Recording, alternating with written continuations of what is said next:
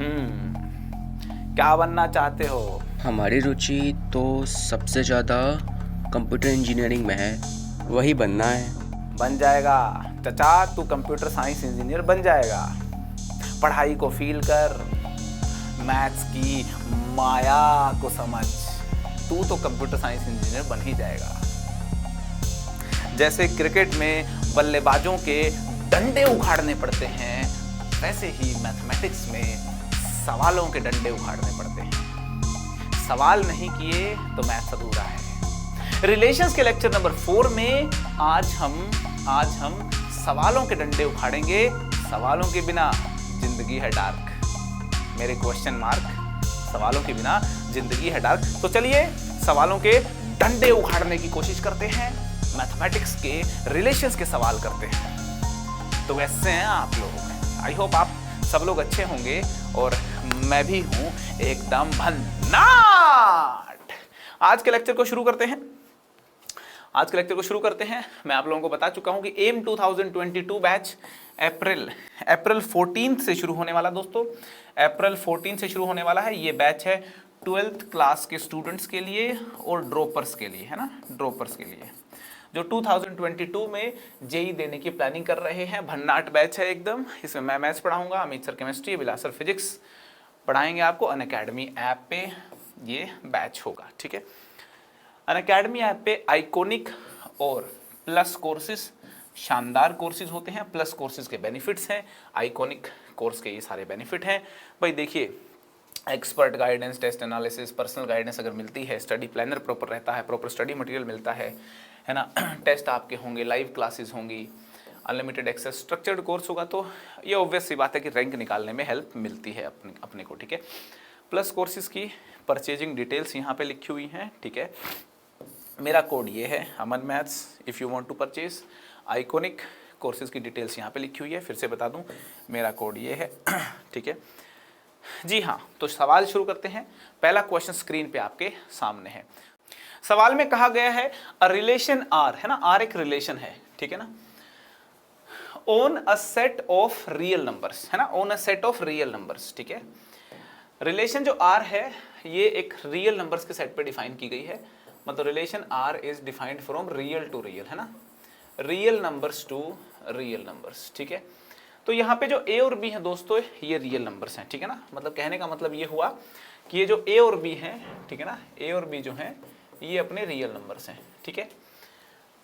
और रिलेशन कैसी है? इसमें वो ए कोमा बी होंगे, जिसमें A is less than equal to B square होगा। A is less than equal to B square होगा। बताना है रिलेशन हमारी रिफ्लेक्सिव है, ट्रांजिटिव है, सिमेट्रिक है या कुछ भी नहीं है, है ना। आपको बताना है कि ये किस टाइप की रिलेशन है। हमारे पास ऑप्शंस हमें दिए हुए हैं, ठीक है। मुझे एक बात बताइए, ऐसे ए और बी की जानकारी मेरे को चाहिए, मेरे को ऐसे रियल नंबर्स ए और बी की जानकारी चाहिए जिसमें ए की वैल्यू बराबर या छोटी हो बी स्क्वायर से, ठीक है ना। ए की वैल्यू जो है वो बराबर या छोटी हो बी स्क्वायर से। तो यार सबसे पहले अगर रिफ्लेक्सिव चेक करेंगे ना अगर अपन रिफ्लेक्सिव चेक करेंगे, रिफ्लेक्सिव रिलेशन में क्या होता है, हर एलिमेंट अपने आप से रिलेटेड होना जरूरी है। हर एलिमेंट अपने आप से रिलेटेड होना जरूरी है।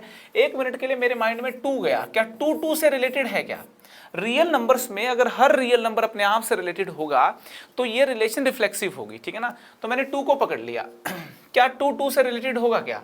देख लेते हैं। ए की जगह 2 ले लिया, बी की जगह 2 ले लिया। क्या 2 जो है वो 2 स्क्वायर से छोटा है? बिल्कुल है भैया, है ना, बिल्कुल है। इसका मतलब 2,2 इसको सेटिस्फाई कर रहा है ना, 2,2 इसको सेटिस्फाई कर रहा है। अरे ये तो बहुत ही शानदार बात हो गई। अब देखते हैं 3,3 भी इसको सेटिस्फाई कर रहा है ना। अब मुझे बताओ 1/2, इसको सेटिस्फाई कर रहा है क्या, है ना। हर रियल नंबर की मैपिंग अपने आप से होनी जरूरी है। क्या 1/2, इसको सेटिस्फाई कर रहा है क्या? देख लेते हैं 1/2 डाल करके, है ना। ये लो 1/2, 1/2 डाल करके देख लेते हैं। मुझे बताओ क्या 1/2 1/4 से छोटा या बराबर है क्या? बिल्कुल नहीं। 1/2 1/4 से छोटा या बराबर नहीं है दोस्तों। तो इसका मतलब ये हो गया इसका मतलब ये हो गया कि 0 से 1 के बीच का कोई नंबर लोगे, जैसे यहाँ 1/2 लिया, 1/2 कोमा 1/2 रिलेशन का एलिमेंट नहीं है, उसी प्रकार से 1/3 कोमा 1/3 भी रिलेशन में नहीं है, ठीक है ना। तो यहाँ हम बोलेंगे this relation is not reflexive. I hope आपको समझ में आ गया होगा, है ना। This relation is not reflexive. आपको एक बात मालूम है, किसी को सच्चा अगर साबित करना है ना, किसी को सच्चा साबित करना है तो उसकी हर बात सच्ची साबित करनी पड़ती है दोस्तों। और किसी को झूठा साबित करना है तो अगर वो 100 सच बोल दे और 1 झूठ बोल दे तो उसको आधा सच्चा आधा झूठा नहीं बोलते, वो पूरा झूठा कहलाएगा, ठीक है ना। अगर कोई स्टेटमेंट को रोंग साबित करना है, रोंग साबित करना है, तो किसी एक केस में भी आप रोंग साबित कर दोगे तो वो स्टेटमेंट रोंग साबित हो जाएगी।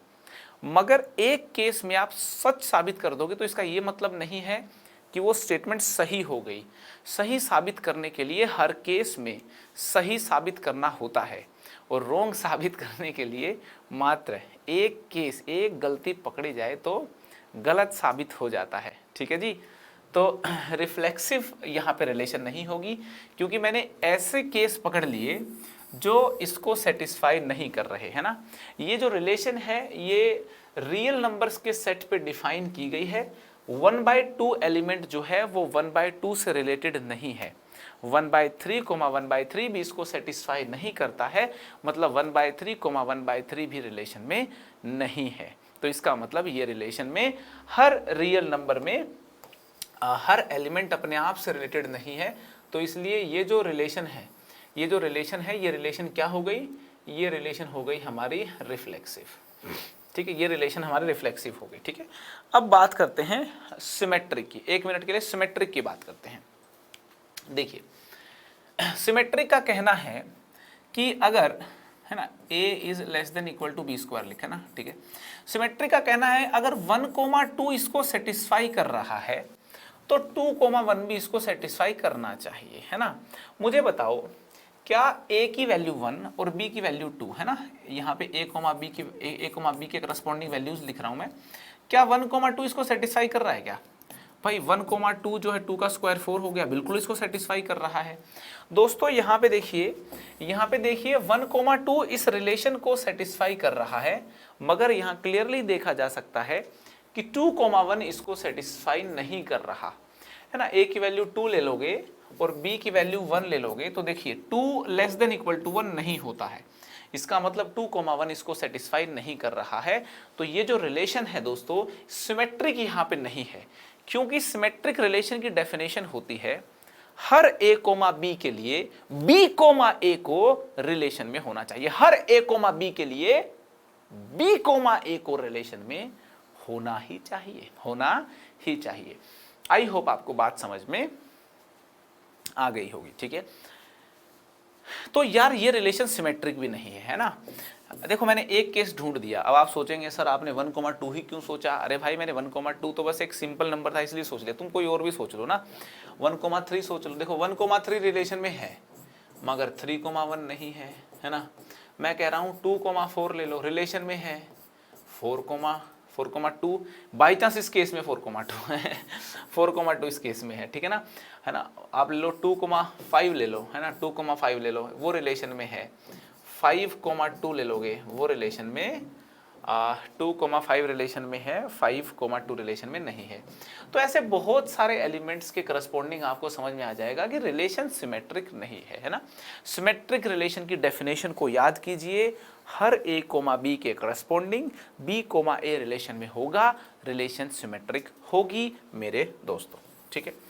अब बात करते हैं ट्रांजिटिव रिलेशन की। ट्रांजिटिव रिलेशन वो होती है, ट्रांजिटिव रिलेशन पहले आपको याद दिला दूं, मेरे प्यारे पंछियों को याद दिला दूं कि ट्रांजिटिव रिलेशन होती है कि अगर a, b, अगर a, b रिलेशन में हो, b, c रिलेशन में हो, है ना, अगर ऐसा हो तो a, c का रिलेशन में होना मस्ट है ना, a, c का रिलेशन में होना मस्ट है। और अगर a, c रिलेशन में नहीं है तो उस रिलेशन को हम ट्रांजिटिव रिलेशन नहीं बोलेंगे रे बाबा। समझ में आ गई क्या? तो अब देखते हैं कि ये जो रिलेशन है ट्रांजिटिव है क्या, है ना। अब यहाँ मैं आपको बता दूं कि देखो 1,2 मुझे बताओ 1,2 रिलेशन में है क्या, 1,2 रिलेशन में है क्या, पुट करके देखो। 1 is less than equal to 4 आ गया, बहुत शानदार, 1,2 रिलेशन में है, ठीक है। अब मुझे बताओ 2,4 रिलेशन में है क्या, ये मुझे और बता दो। 2,4 रिलेशन में है क्या, 2,4 रिलेशन में है क्या भैया। 2,4 पुट कर दो आप, 2,4 पुट कर दो आप, अरे भाई मजा आ गया, 2,4 रिलेशन में है, 2,4 रिलेशन में है, ठीक है ना। अब मुझे बताओ कि क्या 1,4 रिलेशन में होगा क्या, 1,4। इस केस में तो आप बोलेंगे बिल्कुल है, 1,4 भी रिलेशन में है। तो इसका मतलब देखिए इस पर्टिकुलर केस में तो मैंने ढूंढ लिया कि हाँ आपका है ये रिलेशन में, ठीक है। अब यहाँ पे देखिए और कुछ एलिमेंट लेते हैं ना, कुछ और एलिमेंट भी लेकर के देखते हैं, इसमें तो बात बनी नहीं है ना। और कोई एलिमेंट लेकर देखते हैं भाई, मैं एक ऐसा एलिमेंट ढूंढने की कोशिश कर रहा हूँ जहाँ से पकड़ में आ जाए ट्रांजिटिव नहीं है। अगर मेरे पकड़ में नहीं आया तो फिर मैं जनरल कुछ सोचूंगा, ठीक है ना। ऑब्जेक्टिव में तो यही सोचने की अप्रोच होती है। मैंने सोचा कि यहाँ पे लेके देखते हैं अपन,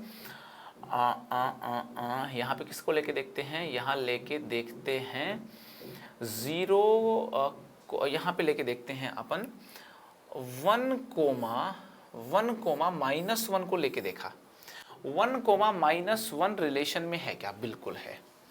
1 इज लेस देन -1 का स्क्वायर, बिल्कुल सही बात है, 1,-1 रिलेशन में है, ठीक है।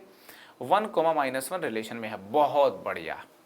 अब मुझे बताओ -1,0 रिलेशन में है क्या, है ना। 1,1 रिलेशन में है, -1,0 रिलेशन में है क्या। चलो -1,0 को डाल के देखते हैं, -1,0 है ना। यार बात तो ये सही है बिल्कुल, -1,0 से छोटा होता है ना। ये भी रिलेशन में है, ये भी रिलेशन में है। दोस्तों 1,-1 इस कंडीशन को सेटिस्फाई कर रहा है, रिलेशन में है। -1,0 इस कंडीशन को सेटिस्फाई कर रहा है, रिलेशन में है।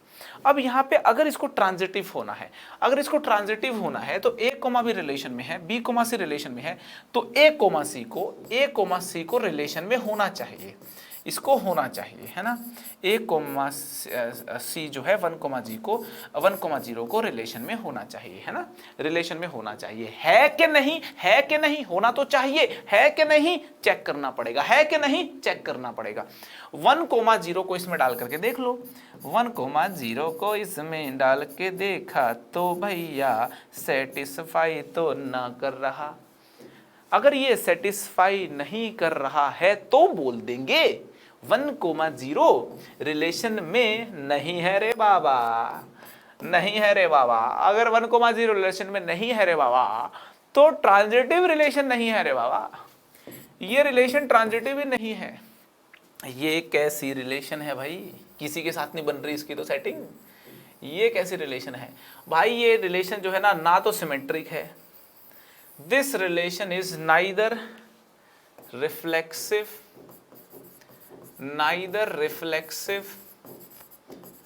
nor symmetric nor transitive।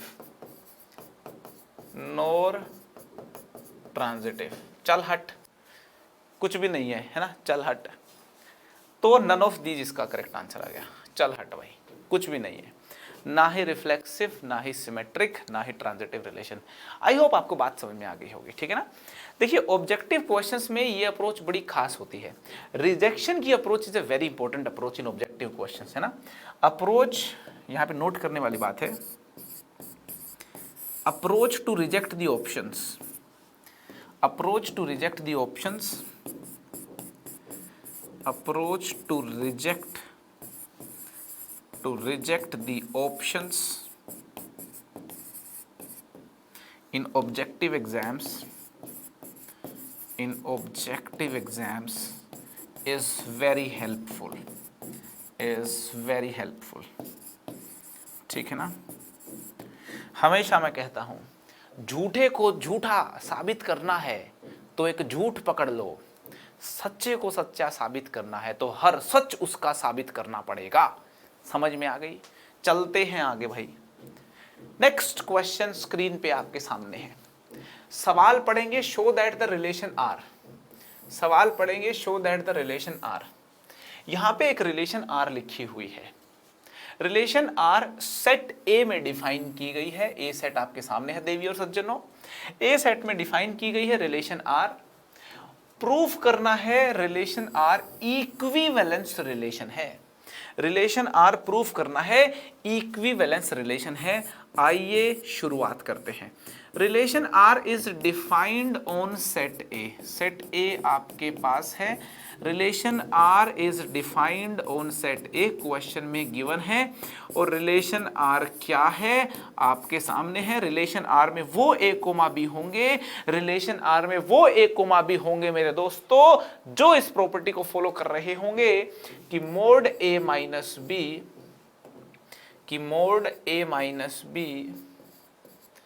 is even. Mod A minus B is even.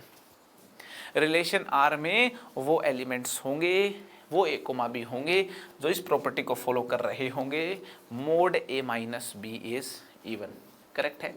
अब बताएं कि रिलेशन आर जो है वो इक्विवेलेंस रिलेशन है। सबसे पहले प्रूफ करते हैं रिफ्लेक्सिव के लिए।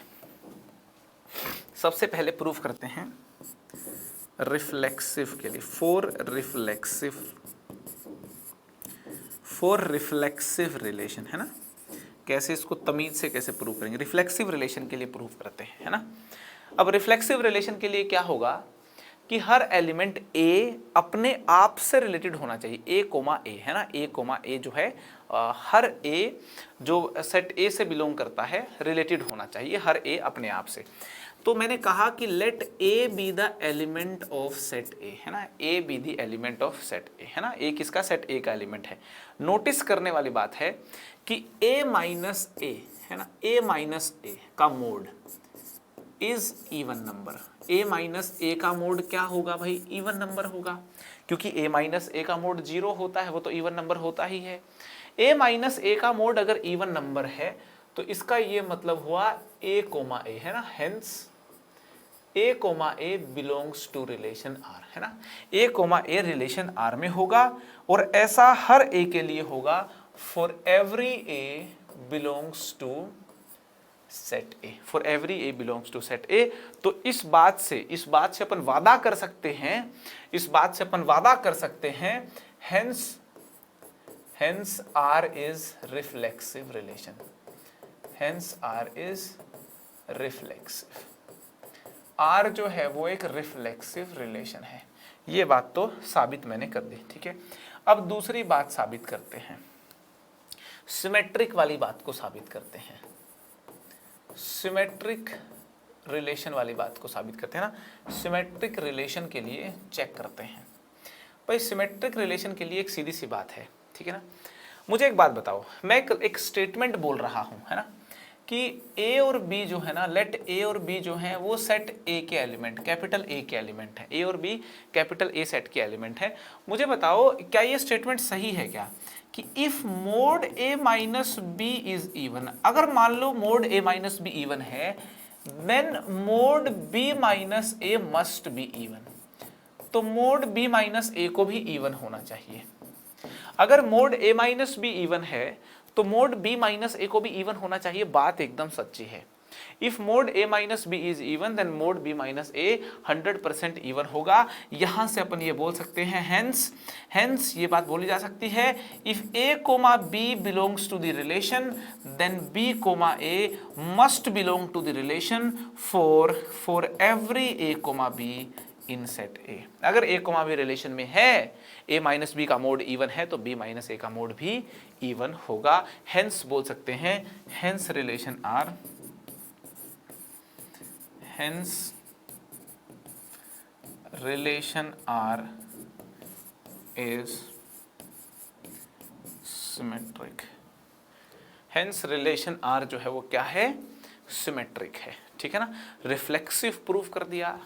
देखिए एकदम भन्नाट तरीके से किसी भी रिलेशन को सिमेट्रिक प्रूफ करना है, रिफ्लेक्सिव प्रूफ करना है, उसकी अप्रोच क्या होती है, उसकी जनरल अप्रोच क्या होती है, इस सॉल्यूशन को देख करके बाकायदा आपको समझ में आ रहा होगा। मैं आपसे बात कर रहा हूं, बिल्कुल बोर्ड पे यहाँ पे अपनी नज़रें गड़ा लीजिए, इधर उधर ना देखें आप।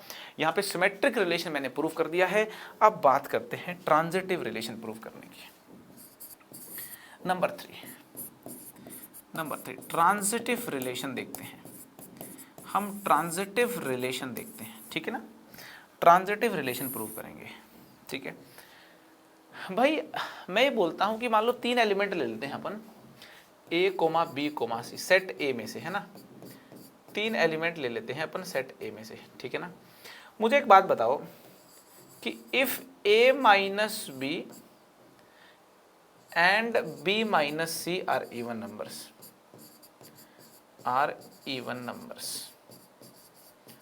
है ना। 1 मिनट के लिए मान लिया मैंने कि a माइनस बी का मोड और b माइनस सी का मोड जो है वो इवन नंबर होंगे, ठीक है ना। a माइनस बी का मोड और b माइनस सी का मोड इवन नंबर होंगे, ठीक है। तो यार यहाँ से ये बात साबित हो जाती है, कि a माइनस बी एक इवन नंबर है, मान लो 2k1, b माइनस सी भी एक इवन नंबर है, मान लो 2k2। और एक कहावत है, 2 इवन नंबर को जोड़ते हैं ना तो इवन नंबर आता है, 2 इवन नंबर को जोड़ते हैं तो इवन नंबर आता है। जब इनको जोड़ोगे ना, आप इन दोनों को जोड़ोगे तो यहाँ से a माइनस सी भी आ जाएगा 2k1 प्लस k2। आप देख लें ये भी एक इवन नंबर आ गया, a माइनस सी भी इवन नंबर आ गया, ठीक है। तो मैं बस आपको ये बताना चाहता हूँ कि मोड a माइनस बी और मोड b माइनस सी अगर इवन नंबर्स हैं, मोड a माइनस बी और मोड b माइनस सी अगर इवन नंबर्स हैं, then mod a minus C must be an even number, mod a minus C को भी even number होना पड़ेगा। तो यहां से अपन ये बात बोल सकते हैं कि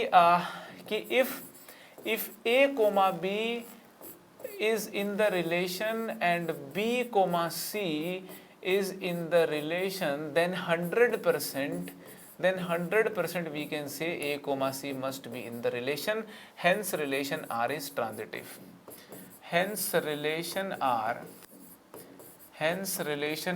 is transitive, hence relation R जो है वो ट्रांजिटिव होगी। यहाँ हमने प्रूफ कर दिया कि relation R reflexive, symmetric and transitive है। सो इसका मतलब क्या है, इक्विवेलेंस है ना।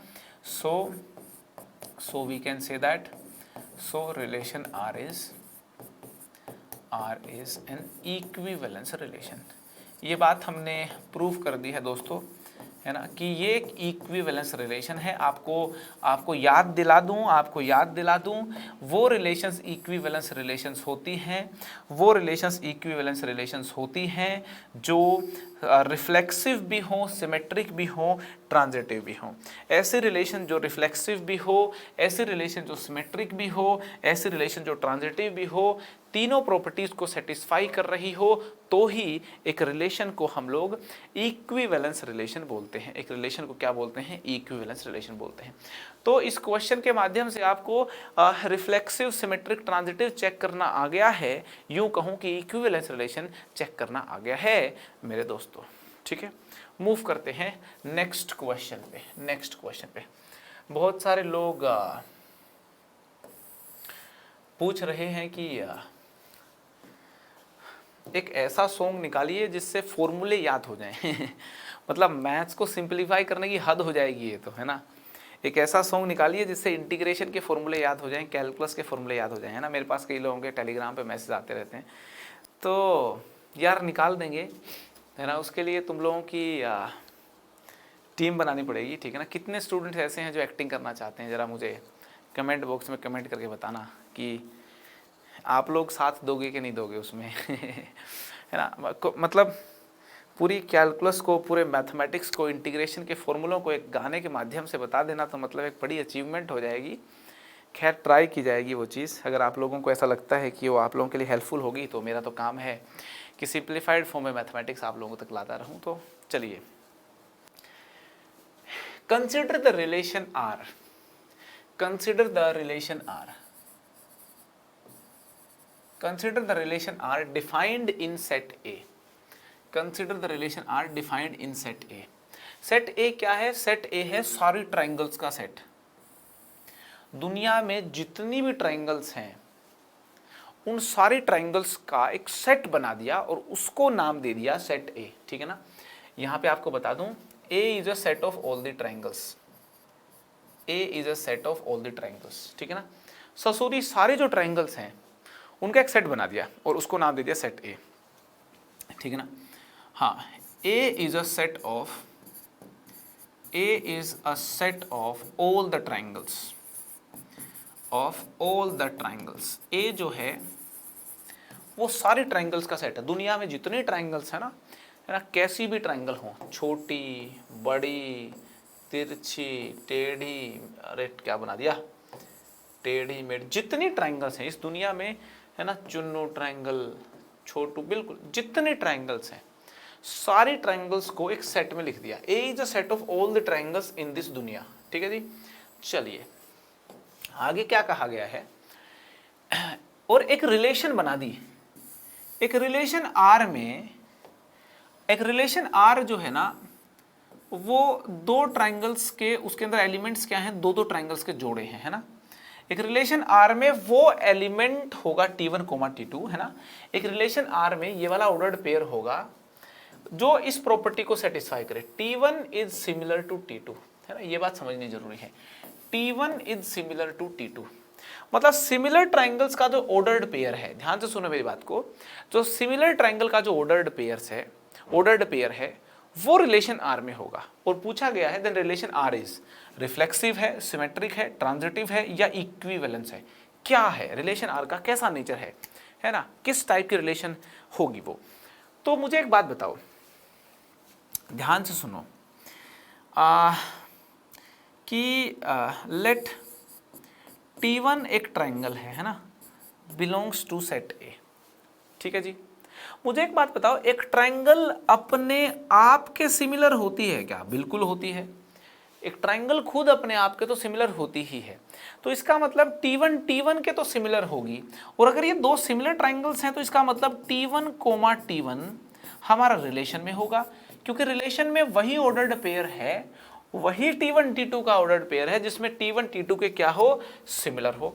तो इसका मतलब T1, T1 सेट A में नहीं, रिलेशन में, T1, T1 रिलेशन में होगा, है ना, for every T1 belongs to A, for every T1 belongs to A। ये बात अगर समझ में आ गई हो तो मजा आ जाएगा, है ना। T1, T1, हर ट्राइंगल अपने आप के सिमिलर होती है, तो हर ट्राइंगल अपने आप से रिलेटेड तो होगी, और हर ट्राइंगल, हर एलिमेंट अपने आप से रिलेटेड है, तो रिलेशन क्या हो जाएगी, रिलेशन हो जाएगी रिफ्लेक्सिव रिलेशन। दोस्तों रिलेशन आर हो जाएगी हमारी रिफ्लेक्सिव रिलेशन। आई होप ये बात आपको समझ में आ गई होगी, ठीक है। तो एक पॉइंट अपना क्लियर हो गया जी, ठीक है। यहाँ है ना, hence relation R is reflexive, hence R is reflexive, है ना। ये बात समझ में आ गई, आर जो है वो एक रिफ्लेक्सिव रिलेशन हो गई। चलो आर रिफ्लेक्सिव रिलेशन हो गई। अब बस सिमेट्रिक की बात करते हैं। एक बात बताओ मेरे को, मैंने क्या कर लिया, मैंने T1 और T2 दो ट्राइंगल्स ले ली सेट A में से, है ना। T1 और T2 दो ट्राइंगल्स ले ली सेट A में से। मुझे एक बात बताओ, अगर if T1 is similar to T2 है, T1 T2 के सिमिलर है, तो T2 T1 के भी तो सिमिलर होगी, बिल्कुल होगी। If T1 is similar to T2 then T2 will be similar to T1। अरे सीधी बात है, तुम मेरे सिमिलर हो तो मैं भी तो तुम्हारे सिमिलर हुआ ना। T1 T2 के सिमिलर है तो T2 T1 के सिमिलर होगी। तो यहां पे इंटरेस्टिंग बात नोट करने वाली ये है कि भैया इफ T1, T2 अगर रिलेशन में है देन 100% T2, T1 भी रिलेशन में होंगे, और ऐसा फॉर एवरी T1, T2 होगा। तो यहां से तो बोल सकते हैं रिलेशन आर हमारे सिमेट्रिक भी है, hence relation R is symmetric, hence relation R is symmetric. Relation R हमारी क्या हो गई, सिमेट्रिक हो गई। सिमेट्रिक के लिए क्या होना चाहिए, सिमेट्रिक रिलेशन बनने के लिए जो जरूरी कंडीशन है दोस्तों वो यही है कि अगर A, B रिलेशन में है ना, अगर A, B रिलेशन में है तो B, A को भी रिलेशन में होना चाहिए मेरे दोस्तों। A, B रिलेशन में है तो B, A को भी रिलेशन में होना चाहिए। ठीक है, चलो ये बहुत ही शानदार बात तुमको समझ में आ गई। अब ट्रांजिटिव रिलेशन की बात करते हैं। देखो T1, T2 और T3, T1, T2, T3 मान लेते हैं सेट ए में से है, ठीक है ना। मुझे एक बात बताओ, है ना, एक ट्राइंगल इसके सिमिलर है, ये वाले ट्राइंगल इसके सिमिलर है, ये इसके सिमिलर, ये इसके सिमिलर, तो ये दोनों आपस में भी तो सिमिलर हो गई ना बुद्धू, है ना। हो गई ना। अगर T1 ट्राइंगल T2 के सिमिलर है, अरे भैया if T1 triangle is similar to T2, if T1 triangle is similar to T2 and T2 triangle is similar to T3, then 100% we can say that T1 will be similar to T3। कहने का मतलब ये हुआ कि if T1, T2 belongs to relation R and T2, T3 belongs to relation R, then 100% T1, T3 they will also belong to the relation R, hence, है ना, और ऐसा for every T1, T2, T3 होगा, है ना, for every T1, T2, T3 belongs to set A, hence we can say that relation R is transitive। Hence relation R is transitive. Relation R मेरी एकदम राधा रानी है, एकदम ट्रांजिटिव रिलेशन है, relation R मेरी transitive relation है। तो दोस्तों मैंने ये प्रूफ कर दिया है, मैंने ये साबित कर दिया है, मैंने ये ज्ञात कर दिया है कि रिलेशन आर मेरी रिफ्लेक्सिव होगी, सिमेट्रिक होगी, ट्रांजिटिव होगी। तो ये मालूम चल गया है हमको कि रिलेशन आर जो होगी मेरी वो एक इक्विवेलेंस रिलेशन होगी। रिलेशन जो आर होगी वो क्या होगी, एक इक्विवेलेंस रिलेशन होगी। रिलेशन आर मेरी एक इक्विवेलेंस रिलेशन होगी। आई होप ये बात आपको समझ में आ गई होगी। ठीक है जी। तो यार इक्विवेलेंस रिलेशन कैसे प्रूव करते हैं, भन्नाट यहाँ पे समझ में आ गया। यहाँ पे एकदम मैंने प्रूफ करके दिखाया था आपको, ठीक है। और यहाँ पे देखिए ये तीनों जो क्वेश्चन थे अलग अलग टाइप के थोड़े सवाल थे, और मुझे लगता है आपको ये बात समझ में आ गई होगी कि टाइप्स ऑफ रिलेशंस में जो सिमेट्रिक, ट्रांजिटिव, रिफ्लेक्सिव है वो बेहद इंपॉर्टेंट है, इक्विवेलेंस रिलेशन बेहद इंपॉर्टेंट है। और एक रिलेशन को रिफ्लेक्सिव देखा जाना, सिमेट्रिक या ट्रांजिटिव समझ में आना ये बड़ा ज़रूरी है। कैसे देखा जाता है, काउंटर एग्जाम्पल दे करके कैसे देखा जाता है ना, और इन जनरल कैसे देखा जाता है, हमने दोनों ही बातों पे गौर फरमाया है। समझ में आ रही कि नहीं आ रही? आई होप आपको बात समझ में आ रही होगी। ठीक है जी। चलिए, मैथ्स का शहरयार बनना है तो सवालों को फोड़ना पड़ेगा। एक छोटा सा टॉपिक और पढ़ लेते हैं अपन, very important topic, equivalence class, है ना। इक्विवेलेंस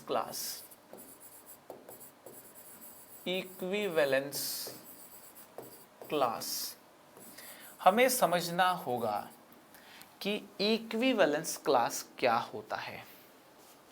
मैं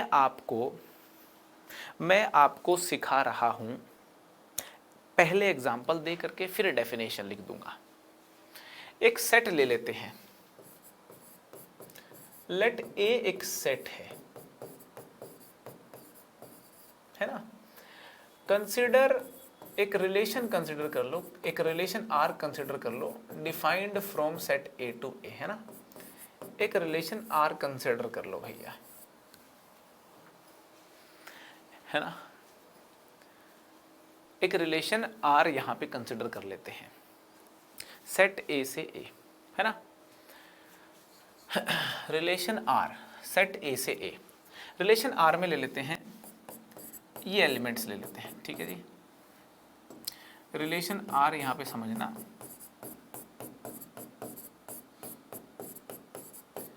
ये होगी रिलेशन आर, ठीक है ना। वन एलिमेंट जो है वो 2 से भी रिलेटेड है, 3 से भी, 4 से भी, 2 3 से और 2 4 से रिलेटेड है, ठीक है जी। ये रिलेशन आर है।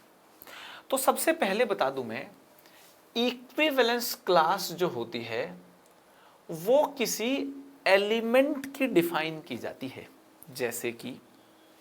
जैसे कि मैं बोलूं कि इक्विवेलेंस क्लास 1 की क्या होगी। यहां पे ध्यान से सुनना, मैं बताऊं equivalence class of 1 is denoted by this symbol. अगर कोई यूं 1 के ऊपर ये ब्रैकेट लगा देना तो इसको बोलते हैं इक्विवेलेंस क्लास ऑफ 1। पहले तो ये बात समझ में आनी चाहिए, है ना, इक्विवेलेंस क्लास ऑफ 1। पहले तो एक बात समझ में आ गई कि इसको क्या बोलेंगे, इसको बोलेंगे इक्विवेलेंस क्लास ऑफ 1। क्या बोलेंगे, अरे अरे भाई क्या बोलेंगे, इक्विवेलेंस क्लास ऑफ 1 बोलेंगे। Equivalence class of 1 is a set. पहले ये बात समझ में आनी चाहिए कि एक एलिमेंट की इक्विवेलेंस क्लास डिफाइन होती है, और जब एक एलिमेंट की इक्विवेलेंस क्लास डिफाइन होती है तो वो जो इक्विवेलेंस क्लास है वो एक सेट के बराबर होती है ना, वो एक सेट के बराबर होती है। और ये कौन सा सेट होता है, एलिमेंट 1 यहाँ पे 2 से रिलेटेड है, 3 से रिलेटेड है और 4 से रिलेटेड है। तो आप लिख दो इस सेट में 2, 3, 4। दोस्तों ये हो जाएगी equivalence class of element 1। Clear एकदम। अगर कोई पूछे इक्विवेलेंस क्लास ऑफ 2 बताओ, तो 2 किससे रिलेटेड है, 3 से रिलेटेड है। तो ये सेट जो हो गया जिसमें 3 एलिमेंट है, ये इक्विवेलेंस क्लास ऑफ एलिमेंट 2 हो गई। आई होप आपको बात समझ में आ गई होगी, है ना।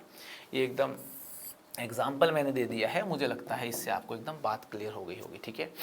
डिफाइन अगर करने लगे हम, डिफाइन अगर करने लगे तो हम बोल सकते हैं consider a set A, consider a set A and a relation R, and a relation R on the set A, है ना। सेट ए जो है ना उसमें एक रिलेशन आर कंसिडर कर लो जिसके अंदर एलिमेंट्स हैं ए कोमा बी, है ना, है ना, ए कोमा बी, है ना, ए कोमा बी जो है वो रिलेशन आर में है, ठीक है जी, ठीक है ना। Consider relation R on set A, ठीक है।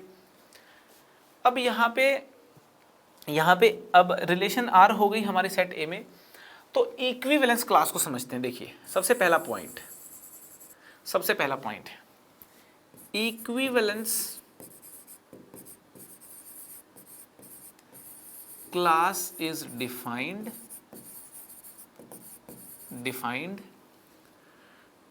Of an element of set A. Set ए के एलिमेंट की इक्विवेलेंस क्लास डिफाइन की जाएगी, ठीक है। यहाँ पे सपोज ए एक एलिमेंट है जो कैपिटल ए में पाया जाता है, तो हम बोलेंगे equivalence class of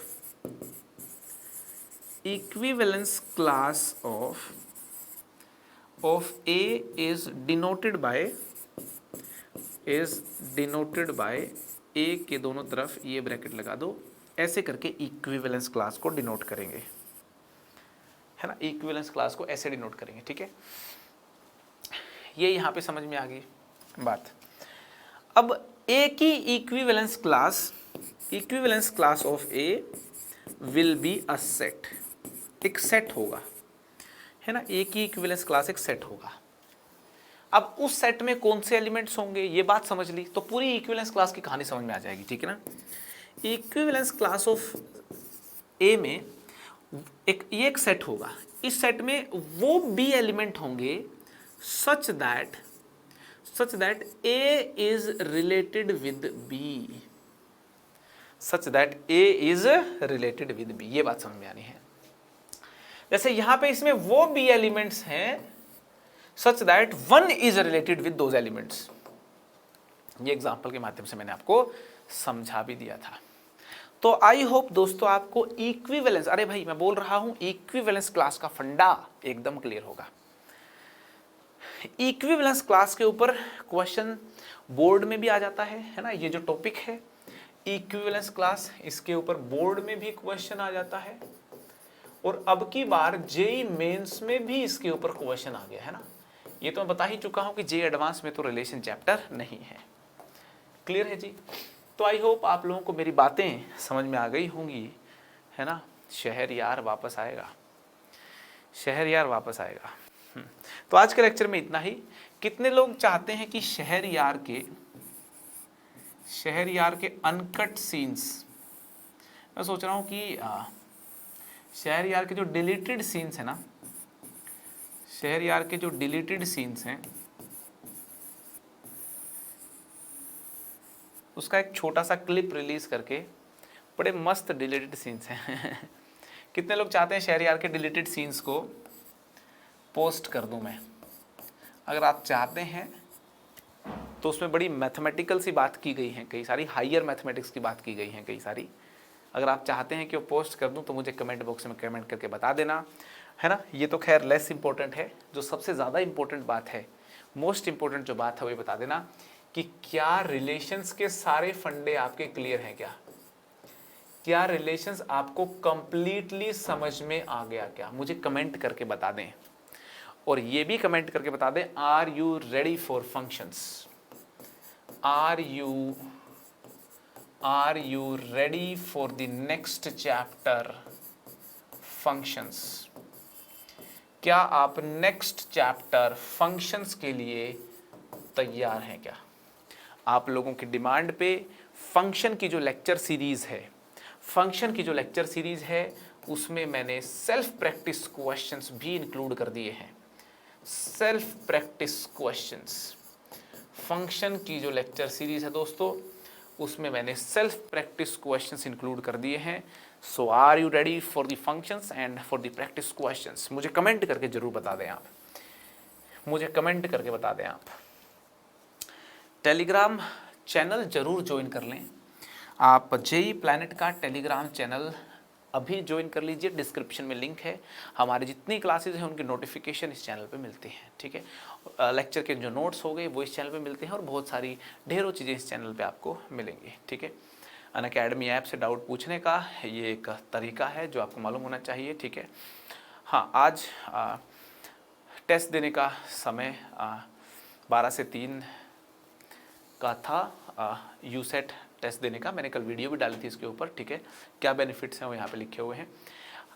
M 2022 batch Unacademy की ऐप पे आ रहा है हमारा 14 अप्रैल को, है ना। अमन मलिक, अमित कुमार, अभिलाष झा, 3 लोगों का एम 2022 बैच 14 अप्रैल को लॉन्च हो रहा है। उसके अलावा अप्रैल के जो बैचेस हैं उनकी डिटेल्स भी यहाँ लिखी हुई हैं। यादगार सीरीज़ यही है, यादगार रहेगी, मगर ये अनअकैडमी का बैच है, इसके अपने बेनिफिट्स हैं, बहुत सारे बेनिफिट्स हैं। वो आइकॉनिक और प्लस कोर्सेज के बेनिफिट्स में आप देख सकते हैं, है ना। डायरेक्ट इंटरेक्शन हम कर पाएंगे आपसे, है ना। अपकमिंग टेस्ट इन अप्रैल में आने वाले कुछ टेस्ट की डिटेल्स है, you can go through this. मुझको अनअकैडमी पे अभी के अभी फॉलो कर लीजिए। मेरी जितनी भी फ्री स्पेशल क्लासेस हैं और जितनी भी मेरी प्लस और प्लस कोर्स से प्लस अनअकैडमी प्लस पे जो क्लासेस हैं सबकी डिटेल्स आपको मिलती रहेगी। मेरी हर क्लास की जानकारी यहाँ मिलती रहेगी आपको। ज्वाइन मुझे ज़रूर कर लें अनअकैडमी ऐप पे। और मैं आपका तहे दिल से धन्यवाद करता हूँ कि आप लोग पढ़ने की कोशिश करते हो, है ना। पढ़ने की कोशिश, मैथ्स को इम्प्रूव करने की कोशिश में ही असली मज़ा है, कोशिश में ही मज़ा होता है। चैनल को लाइक शेयर करना आपकी ड्यूटी है, कर दीजिए जल्दी से। बेल आइकन तो बजाना इसलिए इम्पोर्टेंट है क्योंकि यूट्यूब पे जितनी भी क्लासेस हमारी आएंगी, जो भी इवेंट्स होंगे, उसकी नोटिफिकेशन आपके पास आ जाएगी। सब्सक्राइब कर दें चैनल को, इस फैमिली को बड़ा करने में हमारी हेल्प करें। इस फैमिली के आप मेंबर हो, इस फैमिली को जितना बड़ा कर सकते हैं उतना मज़ेदार है। हम हमेशा मुस्कुराते रहें, इसी तरीके से आप लोग हमेशा खुश रहें, मुस्कुराते रहें, ऐसी मेरी कामना है ना। और मैं तो हमेशा मुस्कुराता रहता ही हूँ, ठीक है ना। मुझे तो किसी परेशानी से कोई फ़र्क नहीं पड़ता, है ना। लाइफ में मस्ती के साथ मेहनत करने का जो मज़ा है वो अलग है। दिल में और दुआओं में बनाए रखना। Bye bye, take care.